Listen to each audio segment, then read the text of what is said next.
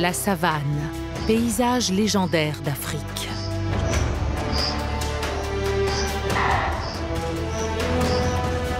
Théâtre où se déroulent les plus grands drames de la nature.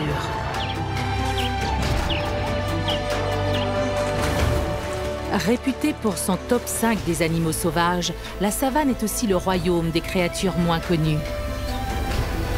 Qu'il s'agisse des prédateurs ou de leurs proies, ce dynamique système est animé d'une incroyable énergie.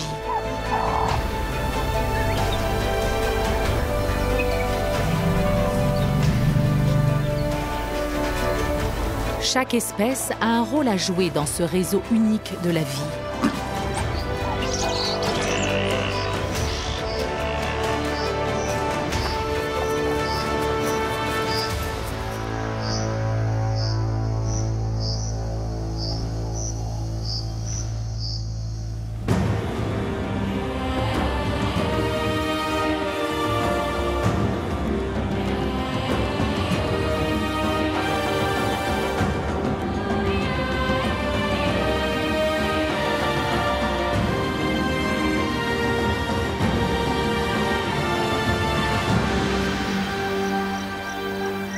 La savane, paysage de l'Afrique par excellence, une immense prairie d'herbes et d'arbustes qui occupe près de la moitié de ce continent.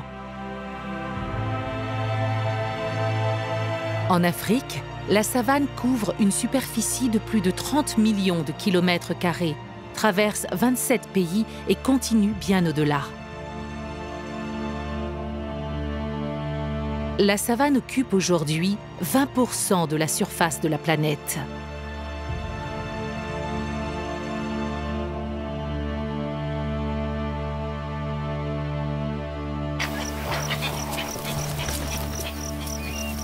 Chose étonnante, la plante qui domine dans la savane est tout simplement l'herbe. Ces herbes de toute espèce font la richesse de la savane du sud de l'Afrique. Ces innombrables tiges élancées nourrissent tout un écosystème.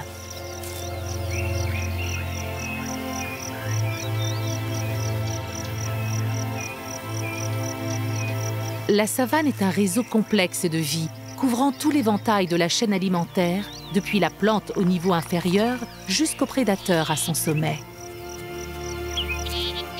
Des histoires de vie et de mort se sont déroulées sur ces plaines depuis des millions d'années. La prairie est un festin pour les troupeaux d'animaux qui broutent l'herbe et pour les carnivores qui les pourchassent.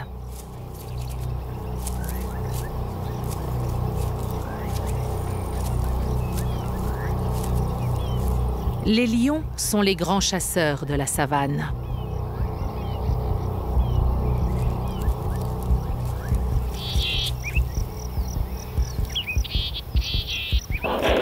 L'impala sent d'instinct qu'il doit prendre la fuite.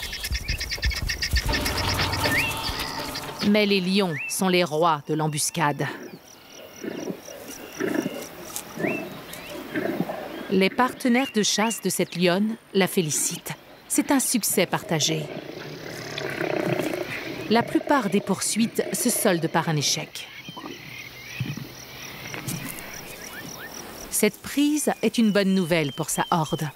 Ce repas nourrira toute la famille, y compris les petits, qui auront de quoi manger pendant plusieurs jours.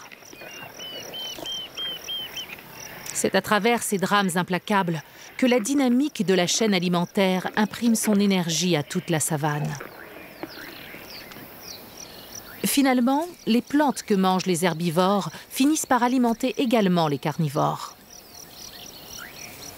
Le mot savane nous évoque des images d'immenses plaines herbeuses dénuées d'arbres, comme le célèbre parc national du Serengeti en Tanzanie.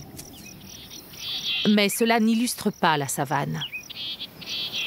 La plupart des savanes sont peuplées d'arbres qui partagent avec les herbes un équilibre subtil et harmonieux. La lumière est essentielle à l'existence de la savane. Ces arbres doivent être largement espacés afin que la canopée ne bloque pas le passage de la lumière nécessaire à la croissance des herbes.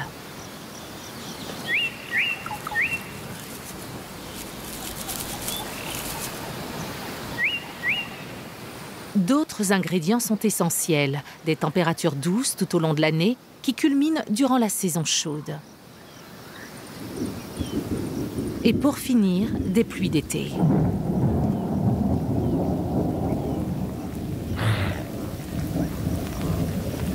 Durant cette saison humide, une quantité très précise d'eau, plus de 50 cm, doit tomber pour que les herbes puissent pousser. Enfin et surtout, la savane dépend de ces animaux qui, en broutant l'herbe, favorisent l'apparition de nouvelles pousses.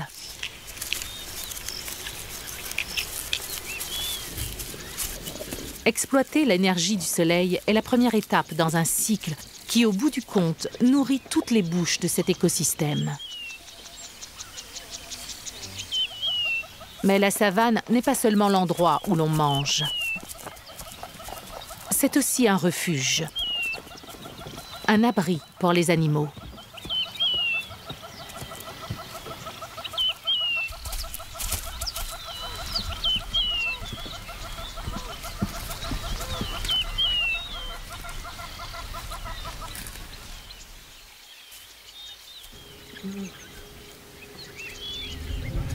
Parmi toutes les créatures qui jouent un rôle dans ce paysage, aucune n'est plus importante que les éléphants.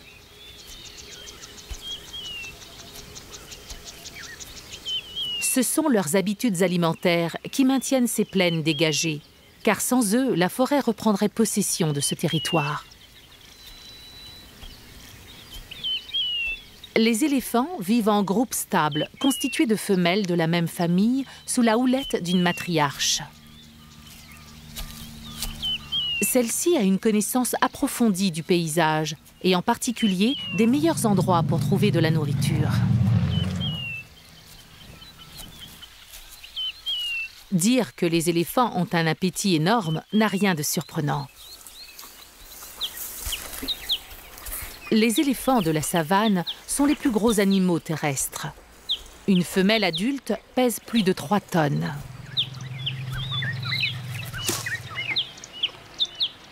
Elle doit consommer 5% de son poids, soit 150 kg de végétation par jour, pour alimenter un organisme aussi imposant.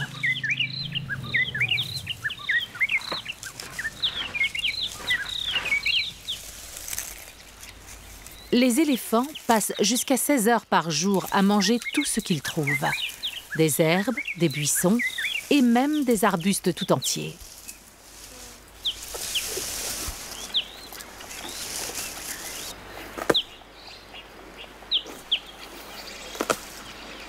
Partout où ils passent, le troupeau sème la destruction. Mais ce n'est qu'une apparence. En fait, leur activité de bulldozer est essentielle à la savane.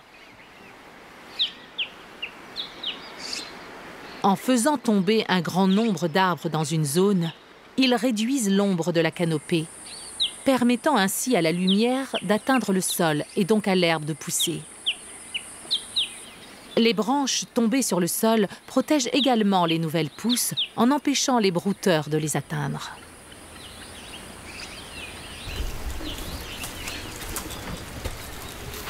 L'action des éléphants renouvelle les herbes et, chose surprenante, bénéficie également aux arbres abîmés.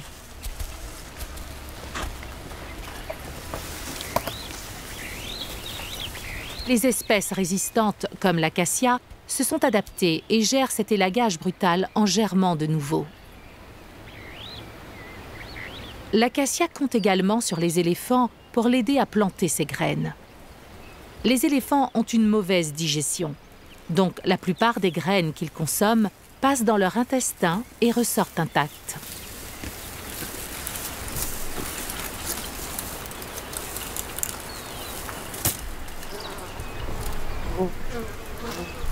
Leurs excréments sont tellement riches en minéraux qu'ils constituent le terreau idéal pour faire germer les graines d'acacia.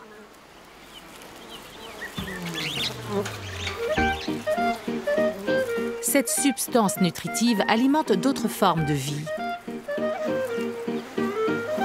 Les bousiers s'en nourrissent et en font des boules qu'ils font rouler sur une grande distance pour s'en servir comme nid et comme garde-manger pour leurs futures larves. Ces bousiers affairés aident à la fertilisation des sols en répandant les graines qui prendront racine dans de nouvelles zones. En résumé, les plantes que mangent les éléphants sont aussi nourries par leurs excréments. Ainsi se poursuit le cycle d'interconnexion de la vie. Dès que la famille est rassemblée, la matriarche conduit son groupe vers de nouvelles zones de nourriture. Les éléphants jouent un rôle central dans le renouveau de ce paysage, en créant des zones privilégiées pour la communauté variée des animaux sauvages.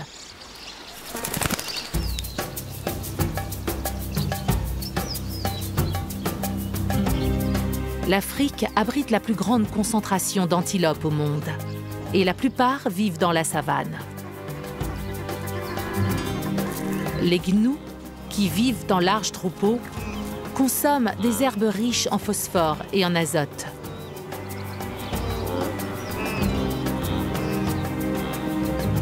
Une fois que l'herbe est épuisée, les gnous sont obligés de se déplacer et se joignent souvent aux migrations de masse en quête de nouveaux pâturages.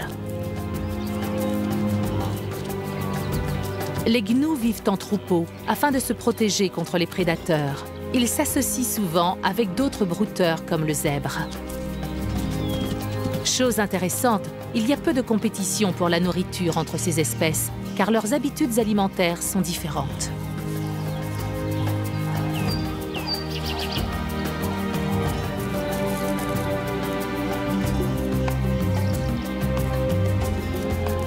La plupart du temps, il y a de quoi faire, les ressources ne manquent pas. Mais le paysage est en train de changer.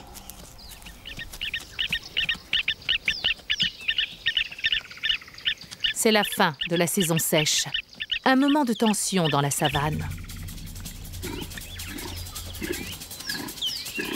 Après des mois sans pluie, les herbes tendres ont été mangées et le sol tondu. Elles ont été grignotées par une armée de brouteurs affamés, mais cela ne les a pas tuées. Si les pluies arrivent, elles repousseront. Mais pour l'heure, il ne reste que la vieille végétation indigeste. À cette époque de l'année, les brouteurs ont du mal à trouver de quoi manger. Et même dans ces périodes de disette, le manque de nourriture n'est pas source de conflit. Dans la savane, le secret de la vie est le partage. Mais la compétition est féroce pour une autre raison. C'est le début de la saison des amours. Les animaux se jaugent et s'envisagent en tant que partenaires potentiels ou rivaux.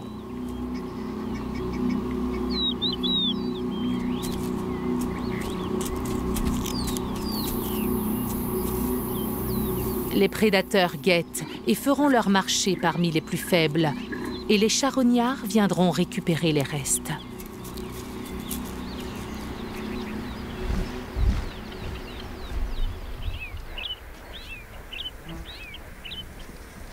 Les lions sont toujours sur le qui-vive pour leur prochain repas. Ils vivent en groupe, que l'on appelle hordes, composés de femelles de la même famille et des mâles dominants de leur zone. Les lions sont des prédateurs redoutables, mais ils passent la majeure partie de leur existence à dormir. Jusqu'à 20 heures par jour. Cette horde de lions est surtout active la nuit, période durant laquelle leur vision nocturne leur donne un avantage sur leur proie. La petite bande réflective qu'ils ont sous les yeux leur permet de mieux voir quand la luminosité est faible.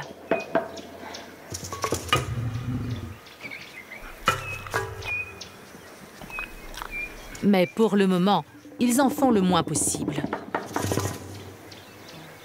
Grâce à l'ombre rafraîchissante des arbres, la famille peut se relaxer.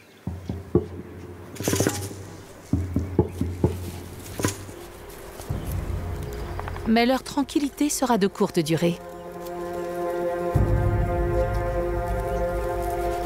La compétition est féroce parmi les carnivores de la savane. Tous mangent de la viande qui n'est pas évidente à tuer.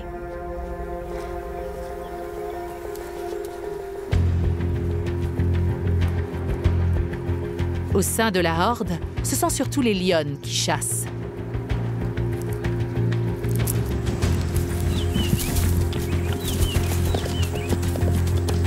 Mais même le travail d'équipe ne garantit pas la prise.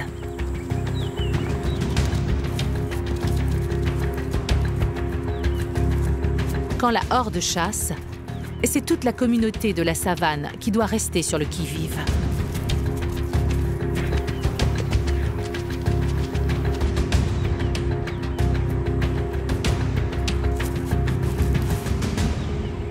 Le rhinocéros adulte, lui, n'a pas grand-chose à craindre. Comme beaucoup de mammifères brouteurs, l'herbe est son domaine. Dépourvu d'incisives, il utilise ses puissantes lèvres plates pour engloutir l'herbe rase, qu'il mâche ensuite avec ses molaires.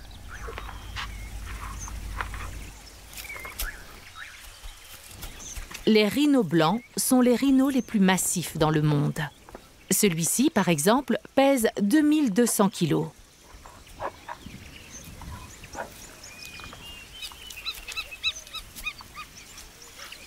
Cette femelle est accompagnée de son junior, qui a 6 ans. Mais le danger est proche en la personne de ce mâle imposant. En général, les femelles se tiennent à l'écart. Les mâles peuvent attaquer tout ce qui se met entre eux et une fiancée potentielle. Même un très jeune rhino. Étrangement, la maman autorise son petit à approcher le gros mâle, qui pourrait aisément le tuer d'un coup de corne fatal.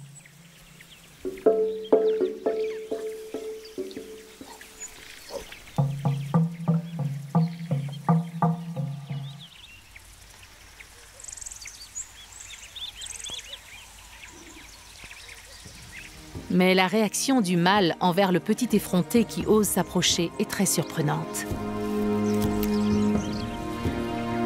Il répond gentiment au jeu du petit et semble même s'en amuser.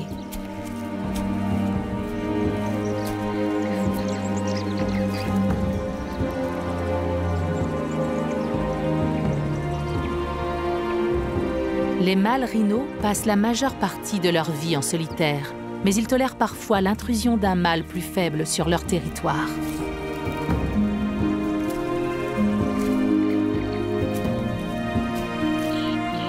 Après cette aventure risquée, le jeune mâle retourne sous la protection de sa mère. C'est elle la clé de sa survie dans la savane durant les 2 premières années de son existence.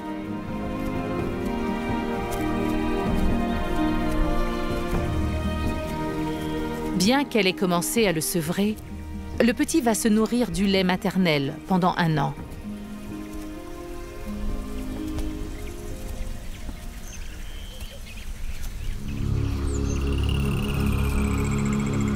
Les rhinos adultes n'ont pas de prédateurs naturels, car ils sont massifs, ont la peau dure et une arme efficace. Par contre, les petits peuvent être tués par les lions.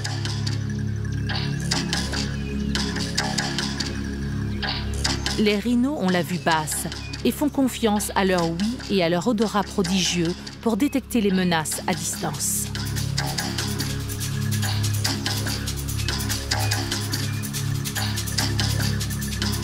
La maman ne distingue pas le lion, mais elle peut le sentir. Si son précieux rejeton est menacé, elle ne prendra aucun risque.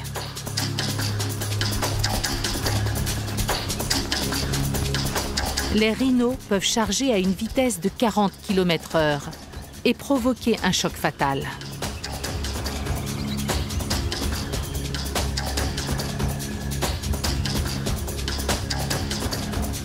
Cette femelle est un adversaire à la hauteur, même pour un gros lion adulte.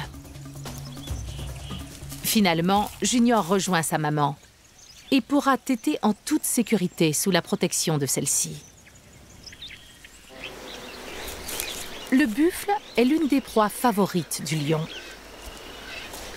Les jeunes sont un gibier facile et même les adultes finissent sous la dent du félin. Pour se protéger, les buffles vivent en larges troupeaux, au sein d'une société complexe et changeante de mâles et de femelles.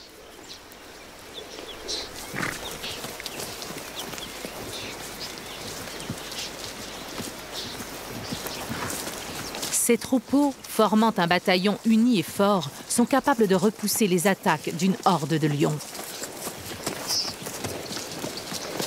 Mais ces troupeaux sont également la cible de créatures plus petites qui cherchent à se repaître de leur sang. Une invasion de parasites fourmille sur leur peau. Et les cornes du buffle ne peuvent rien contre les assauts des insectes voraces. Mais les buffles ont développé une stratégie de défense, s'allier avec le pique-bœuf à bec rouge. Ces oiseaux nettoyeurs picorent les puces, les tiques et les essaims de mouches. Ils débarrassent les buffles des insectes qui les tourmentent et profitent en échange d'une provision constante de nourriture. Là où va le troupeau, va le pique-bœuf.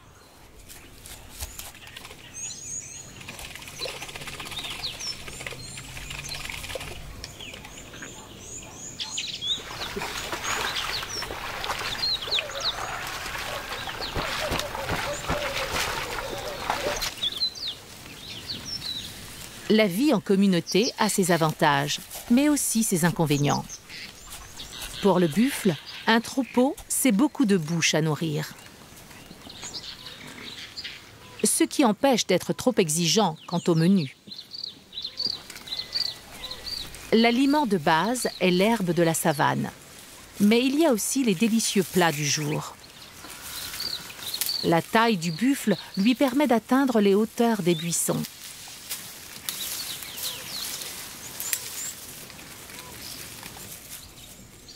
La plus grande antilope du monde, l'élan, est un autre spécialiste de la savane. Les mâles ont la taille d'un homme, environ 1,60 m au garrot, mais sont 10 fois plus lourds. Comme le buffle, l'élan se nourrit d'un mélange d'herbes et de feuilles.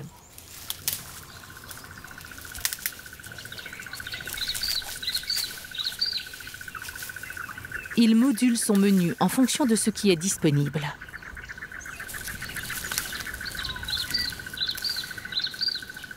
Cet animal présente une étonnante singularité. Sa démarche est accompagnée d'un cliquetis.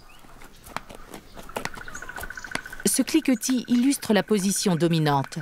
Plus gros est l'élan, plus grave est le son du cliquetis.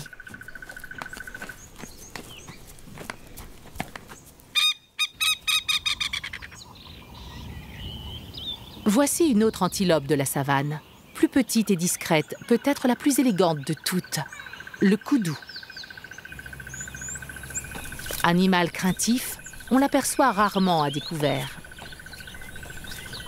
Fréquemment traqué par les prédateurs de la savane, il porte une robe de camouflage rayée qui se fond dans le décor et lui permet de se cacher dans les fourrés.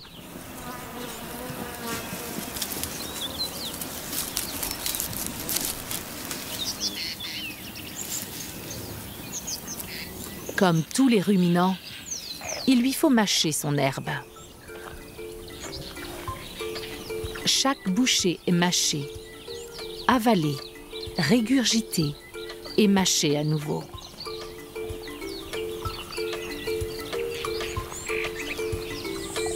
Les bactéries contenues dans son estomac permettent de dissoudre la cellulose des feuilles lors de la seconde ingestion.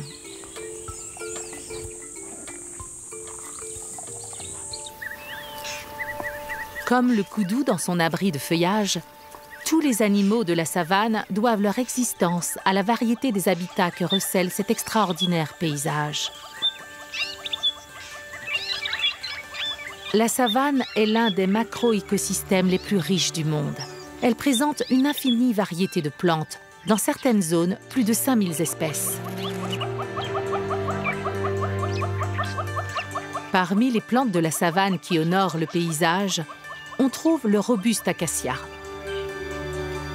Ce produit de la savane ne sert pas seulement de nourriture à l'éléphant. C'est aussi l'un des mets favoris d'une autre icône animale, la girafe, le plus grand animal à la verticale.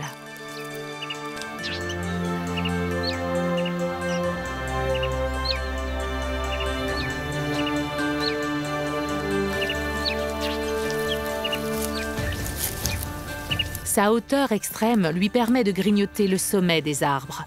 Les mâles dépassent souvent les 5 mètres de haut. Les girafes ont de très longues jambes, ce qui leur donne une démarche inhabituelle. Pour éviter de trébucher en raison de leurs larges sabots plats, elles avancent leurs 2 jambes de chaque côté simultanément. Et bien que l'accélération soit lente, leur vitesse de pointe de 55 km/h leur permet d'échapper aux lions.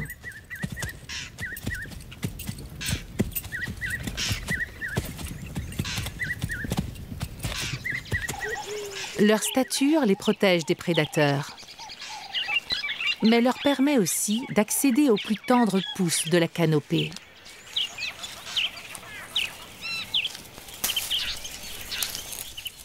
Ainsi, les girafes ne sont pas en compétition avec les espèces plus petites en quête de nourriture.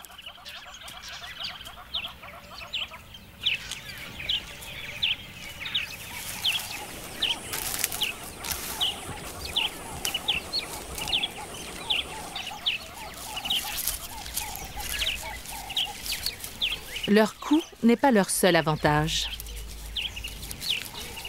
Elles ont également une langue agile de 45 cm qui facilite encore la saisie.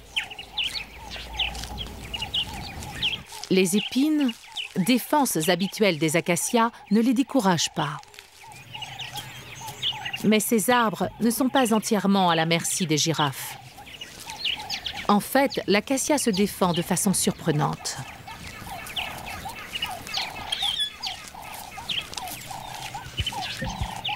Dès qu'il est dévoré par un brouteur, ses feuilles se mettent à produire un tanin vénéneux. Elles émettent également un gaz chimique, l'éthylène, qui se diffuse sur un rayon de 40 mètres.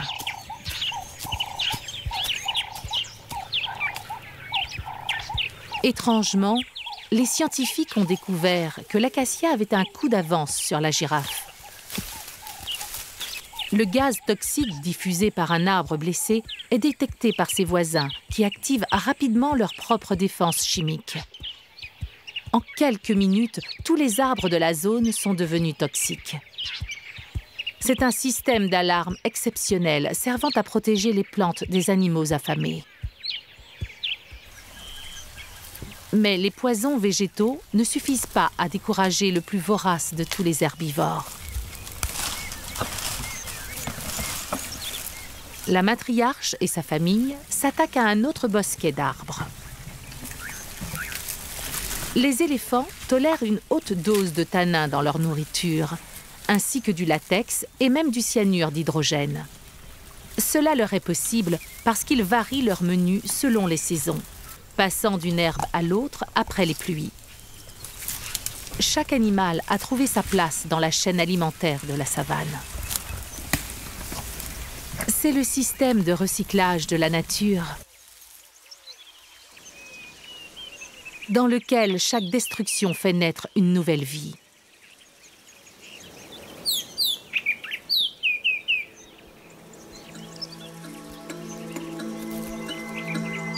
À la fin de la saison sèche, c'est le déferlement de la testostérone.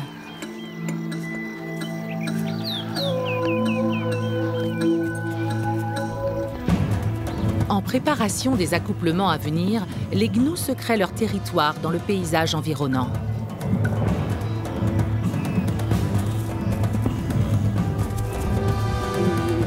Le rut a commencé. Chaque mâle défend son petit carré d'herbe.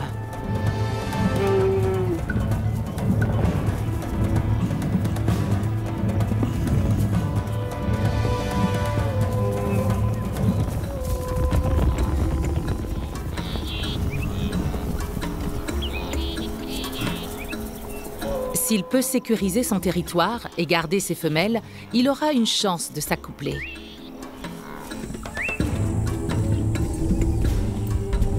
Dans les troupeaux de buffles, les mâles rivalisent aussi pour grimper dans la hiérarchie. Les individus des deux sexes portent des cornes, mais seuls les mâles exhibent ce lourd couvre-chef que l'on appelle le patron. C'est à la fois une arme et une protection durant les combats tête contre tête.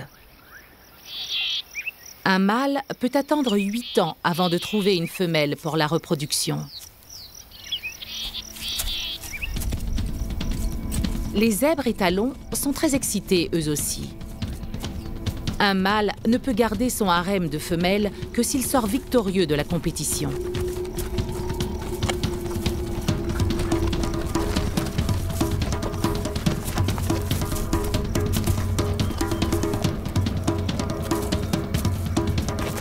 L'adversaire lui piquera son harem s'il gagne ce duel.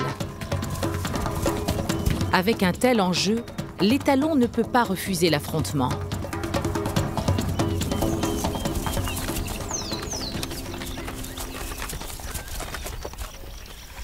Mais la violence n'est pas toujours à l'ordre du jour.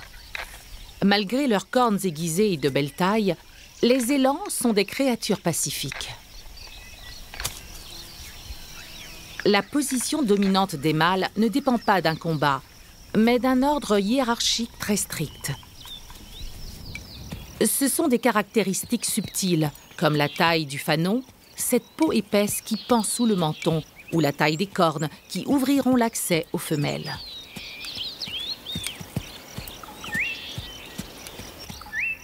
Mais maintenir la paix est une exception à la règle en cette période de l'année. Les girafes mâles sont en général des solitaires. Mais pour gagner le droit de s'accoupler aux femelles, ils s'affrontent pour le rôle de dominant.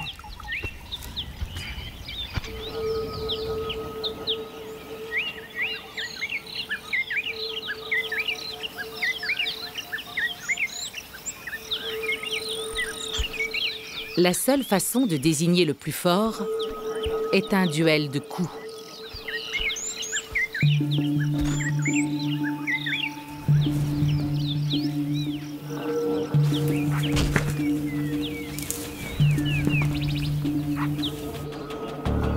Visant les jambes, chacun essaie de déstabiliser l'adversaire.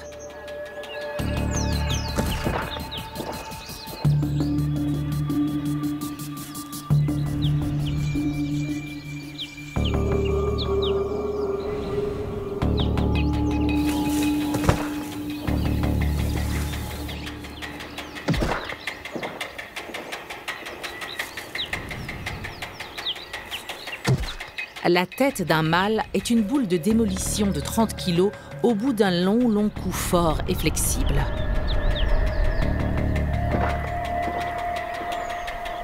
Leurs petites cornes osseuses peuvent couper et meurtrir.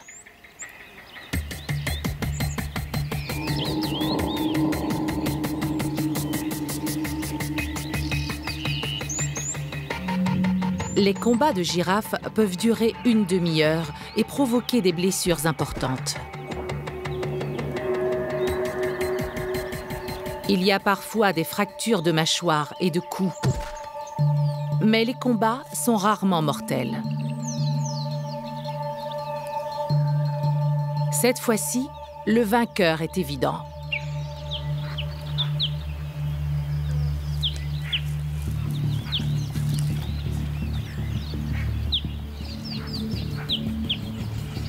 La tête haute, il a gagné sa meilleure chance de séduire une partenaire et de lui transmettre ses gènes pour une future génération.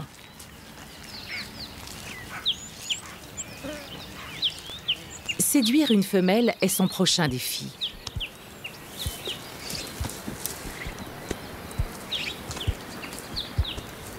Les girafes mâles acquièrent une couleur plus sombre en prenant de la maturité. Celui-ci est dans la fleur de l'âge et a trouvé une partenaire potentielle. La demoiselle signale qu'elle est réceptive par un frétillement de la queue, donc notre amie a ses chances.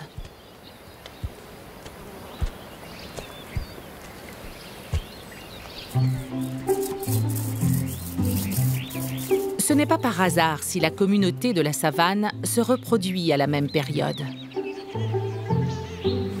Pour de nombreuses espèces, la naissance d'une nouvelle génération coïncide avec la saison des pluies. Grâce aux pluies bienfaisantes qui s'annoncent, la savane va se couvrir de ces nouvelles herbes qui sont vitales pour alimenter tous les nouveaux bébés affamés. Les prédateurs, eux, se reproduisent tout au long de l'année, ce qui leur permet d'avoir des petits en abondance. Le taux des naissances chez les lions monte en flèche quand le nombre des jeunes proies vulnérables se multiplie.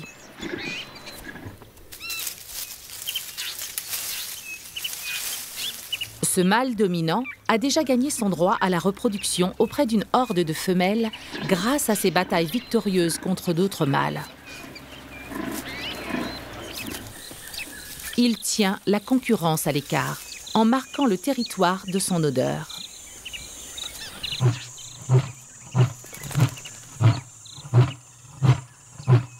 Depuis des jours, il est sur la trace d'une femelle réceptive.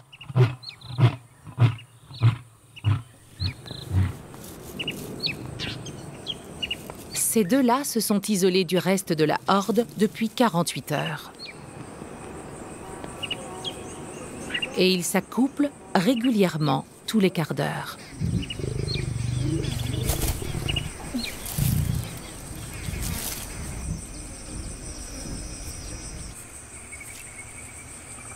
Les lions s'accouplent rapidement et souvent, jusqu'à 40 fois par jour, et tard dans la nuit afin d'optimiser les chances de fécondation.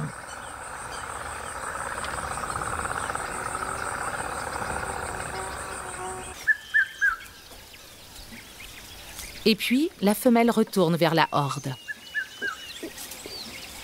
Si elle a été fécondée, elle mettra bas dans 3 mois.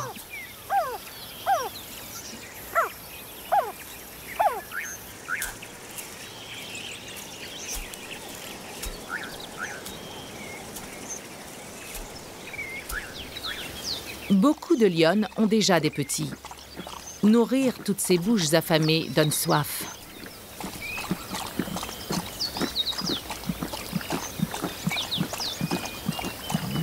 Au sein de la horde, les femelles synchronisent souvent leurs activités de mère, partageant la garde des enfants et même le temps d'allaitement. Les lionceaux du même âge survivent mieux ainsi, car étant de la même taille, ils ont un même accès à la nourriture. À 11 mois, les jeunes sont autorisés à se joindre aux adultes pour la chasse. En attendant, ils restent à l'arrière sous l'œil vigilant d'une lionne babysitter.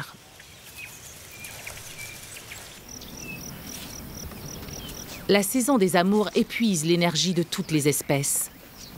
Surtout vers la fin de la saison sèche où la nourriture est de faible qualité. Depuis quelques mois, les éléphants voyagent à travers un paysage constamment desséché. En cette période de l'année, 70% de leur nourriture est constituée d'arbustes et de buissons. Mais les éléphants doivent aussi se nourrir d'herbes fraîches. Et celles-ci ne peuvent pas pousser sans eau. La nature tout entière attend les pluies. La matriarche renifle l'air. Les éléphants ont un excellent odorat. Ils possèdent également une ouïe très fine, sensible aux basses fréquences d'un tonnerre lointain. Et seraient, pense-t-on, capables de détecter à distance le bruit de la pluie à des centaines de kilomètres.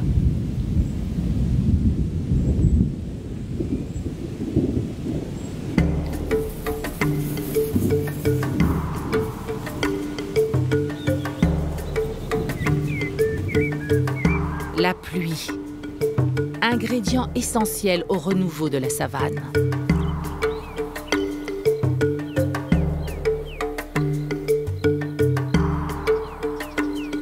En quelques jours, les premières pousses d'herbe émergent du sol humide. De la nourriture fraîche pour une communauté grandissante. Il y a des petits nouveaux un peu partout.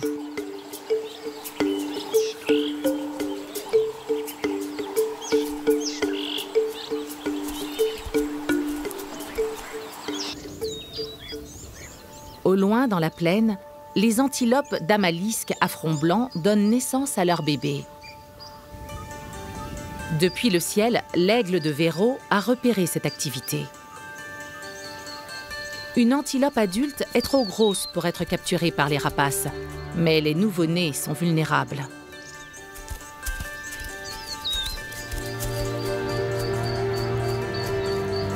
L'aigle vient de trouver une formidable friandise, une poche de placenta rejetée. Un repas idéal.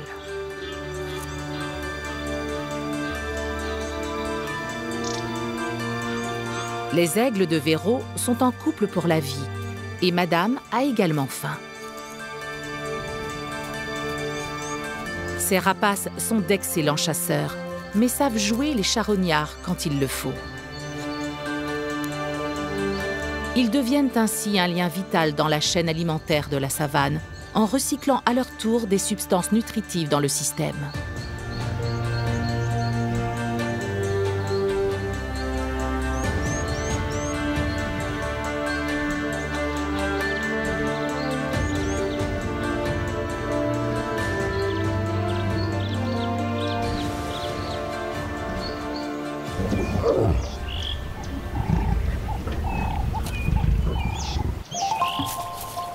Il y a de nouvelles recrues dans la horde des lions.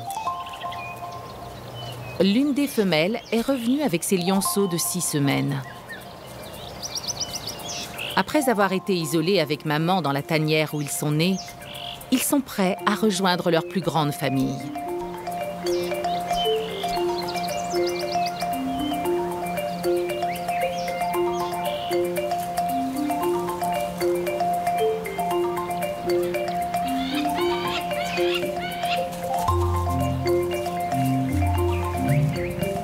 Pour les jeunes femelles qui vont rester toute leur vie dans la horde, c'est le début d'une longue relation communautaire. En cette période de l'année, il devrait y avoir assez de nourriture pour la famille grandissante. Et avec les autres lionceaux d'autres portées ayant quasiment le même âge, ils pourront se partager les mêmes rations. Au moment opportun, les mamans apprendront à leurs petits comment prendre leur place de grands prédateurs. Pour l'instant, les lionceaux passent des journées joyeuses et insouciantes.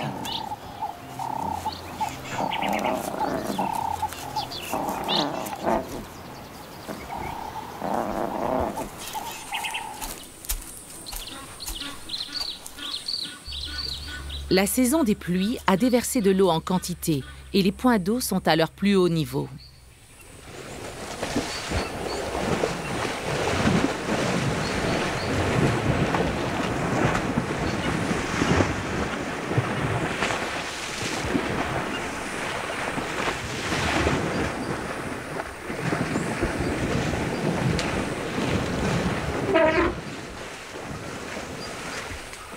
Les éléphants adorent se baigner. La matriarche et sa famille s'immergent avec délice.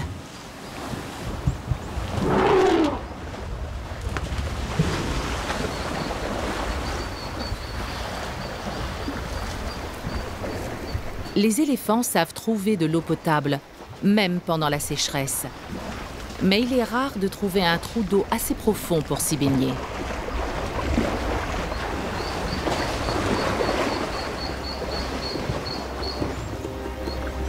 Le bain est un rituel dans la toilette des éléphants qui implique également de se frotter contre les arbres pour se débarrasser des peaux mortes et des parasites.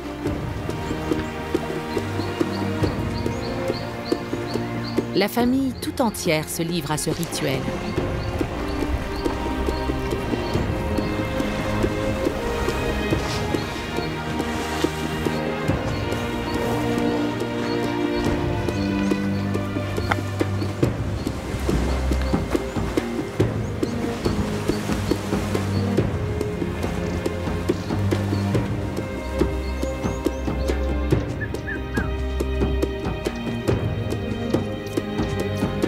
La savane occupe le cœur d'une Afrique indomptable,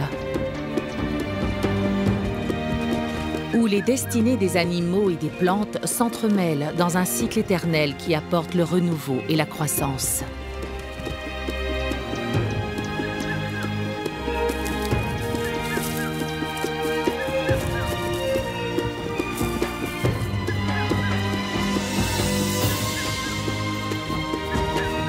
Maintenant qu'il est vert et bien arrosé, le paysage va nourrir ces animaux pendant les mois à venir, créant l'énergie nécessaire pour alimenter le brillant réseau de la vie.